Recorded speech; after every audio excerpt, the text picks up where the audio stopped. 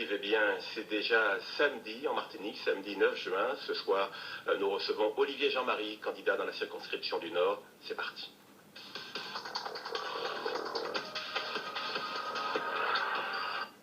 Notre invité ce soir, c'est donc Olivier Jean-Marie qui se présente dans la circonscription du Nord. Olivier Jean-Marie, ancien militant du PPM et candidat à divers gauches. Son portrait avec Francine Aglaé et André Campion. C'est en pleine visioconférence avec Paris que nous surprenons Olivier Jean-Marie. Il est l'un des premiers actionnaires de la société G2I, une entreprise qui délivre des visioconférences dans le monde entier. En dépit d'une activité très prenante, ce chef d'entreprise a décidé de se lancer dans la bataille des législatives.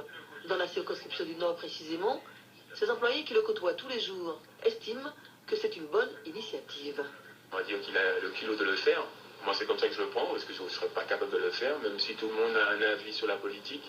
C'est vrai qu'il faut se présenter pour pouvoir donner ses idées. Et bon, il a eu le culot de le faire. Et bon, on va dire qu'on le supporte, on le soutient. Et non, c'est bien. Son inspiration pour la chose politique, c'est dans les associations d'étudiants qui l'a puisé. Il a ensuite milité au sein du PPM. Aujourd'hui, son combat se situe, dit-il, dans une démarche citoyenne, hors des clivages politiques. Le monde de l'entreprise n'est pas incompatible avec la politique, parce qu'avant d'être dans l'entreprise, je suis d'abord un citoyen.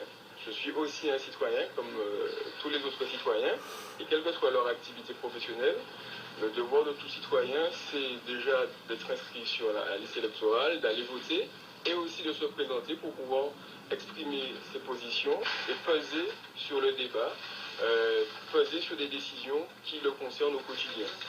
Le slogan d'Olivier Jean-Marie, le Nord citoyen, une façon d'attirer tous ceux qui pensent comme lui, c'est-à-dire que l'expression démocratique ne passe pas forcément par les partis. Notre invité donc c'est Olivier Jean-Marie, donc bonsoir. Bonsoir. On a l'impression cette année que tout le monde veut tenter sa chance, tout le monde veut être candidat. Qu'est-ce qui vous a poussé, vous, à vous présenter alors que vous n'avez jusqu'ici aucun mandat politique? Alors, je trouve plutôt ça, que tout le monde, qu'il y ait un grand nombre de personnes qui veuillent se présenter, je trouve ça montre que la démocratie est vivante. Si c'est accompagné de contributions, alors ce qui m'a amené à me présenter devant les électeurs, c'est la volonté de contribuer et d'enrichir le débat politique à partir de constats donc du divorce entre les élus et les citoyens qui se matérialisent par des taux d'abstention records, notamment aux législatives.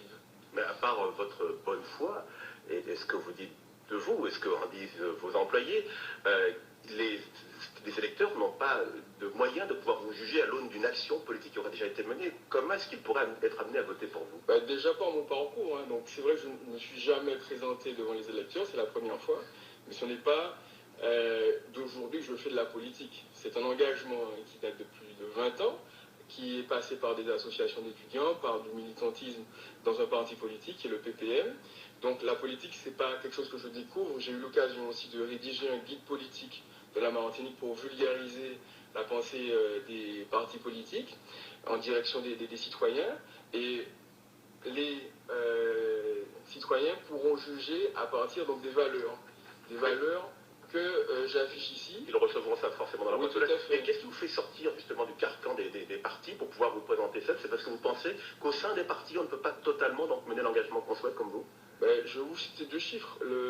L'actuel député du Nord-Caraïbe, Alfred Allemand, a été élu avec 21% des inscrits. L'actuel député du Nord-Atlantique, Louis-Joseph Monscourt, a été élu avec 23% des inscrits. Ça veut dire qu'il y a 75% des citoyens qui aujourd'hui ne se retrouvent pas dans leurs députés, soit parce qu'ils ne sont pas allés voter ou qu'ils ont voté pour un autre candidat. Ça veut dire qu'il y a de l'espace pour que des citoyens puissent entrer en contact direct avec d'autres citoyens pour traduire leur volonté. Et justement, vous dites que vous militez pour une démarche citoyenne, hors justement des ancrages politiques. Est-ce que c'est ça le message que vous voulez faire passer? C'est-à-dire que tout le monde maintenant peut s'impliquer et doit s'impliquer? Tout le monde doit contribuer. J'estime qu'aujourd'hui, dans une démocratie, tout le monde a le devoir de contribuer, quelle que soit sa classe sociale, quelle que soit sa situation professionnelle, tout le monde a quelque chose à dire. Et c'est pour ça que je souhaite que les élus puissent contribuer de façon plus systématique, plus chercher la contribution de façon plus systématique de tous les citoyens. On entend justement un débat qui généralement donc reste au niveau des élus, sur la question justement de la collectivité unique, du développement. Pour vous, qu'est-ce qui est essentiel aujourd'hui? Est-ce que c'est le développement, c'est la collectivité unique? Et quel discours différent vous auriez donc à apporter dans ce débat? Ce qui est important, c'est que l'action politique retrouve du sens. Aujourd'hui, les citoyens que je rencontre me disent « il n'y a pas de pièce sens, nous pas savons côté nous qu'à aller ». Et il faut que l'action politique retrouve de la lisibilité. Et selon moi, elle a perdu la lisibilité parce qu'elle s'est détachée de la contribution des citoyens. Vous avez pris l'exemple de la collectivité unique. On s'est prononcé en 2010 pour une collectivité unique dans le 73. Et depuis, la population n'a plus été consultée sur le mode d'organisation, sur le mode de scrutin. Il fallait le faire pour vous. Tout à fait, et a été très mal informée. Quelle est, c'est une question que l'on pose à tous les candidats, la mesure la plus urgente qu'il faudrait défendre et que vous défendriez si vous étiez élu député? Alors, il y a une mesure urgente qui s'impose pour nous, insulaires, c'est l'augmentation de la dotation de la continuité territoriale pour faire baisser le prix des billets d'avion.